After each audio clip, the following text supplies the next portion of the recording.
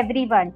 I, Miss Swati Priya, welcome you all to the orientation session of the East and Northeast India Inter-School MUN 3.0. Thank you so much, Swati. Is my voice audible and is my screen visible? Thank you.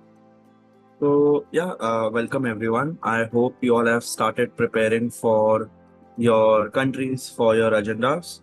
So the next and the most important thing that we need to know in any MUN is, of course, the rules of procedure. How do we go ahead? How exactly does the committee proceed? And what is something that you need to remember when you are going to be participating in the conference? Beginning with, we will be following the UNA USA rules of procedure. And before we start, please ensure that you're writing everything down. What is quorum?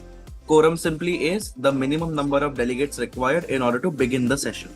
Meaning, suppose 10 delegates have registered for, say, this committee, you will be requiring 1/3 of 10. What would be 1/3 of 10?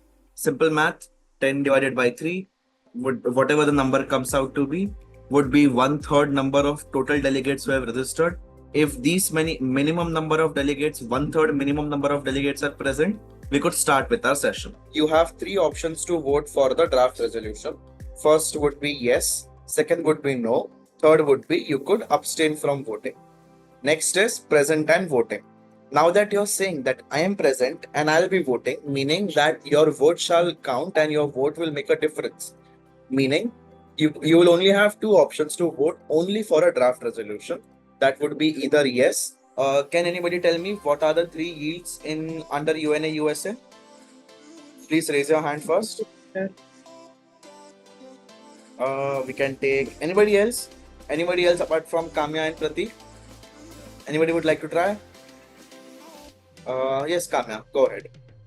So there are three types. So first one is yield to another delegate, and second is yield to questions, and third is yield to the chair. Absolutely correct. Yes, there is a question in the chat box. If we raise the motion to adopt an agenda, do we give the agenda that was provided to us beforehand, or should it be related to the agenda?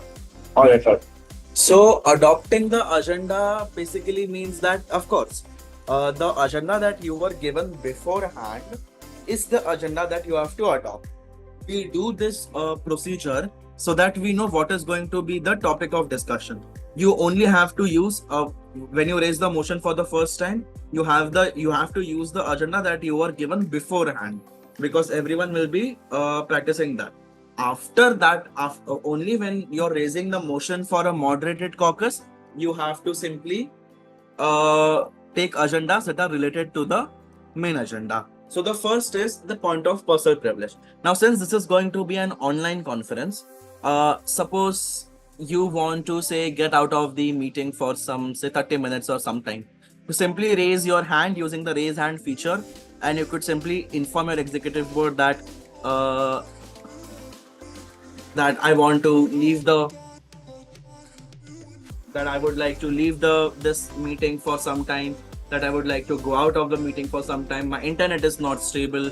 I am unable to hear you. I'm unable to understand. Whatever problems you are facing on a personal front, you could raise them using the point of personal privilege. The paperwork regarding the draft resolution, I think so your executive board members would be the best to answer that, since everybody has their own format.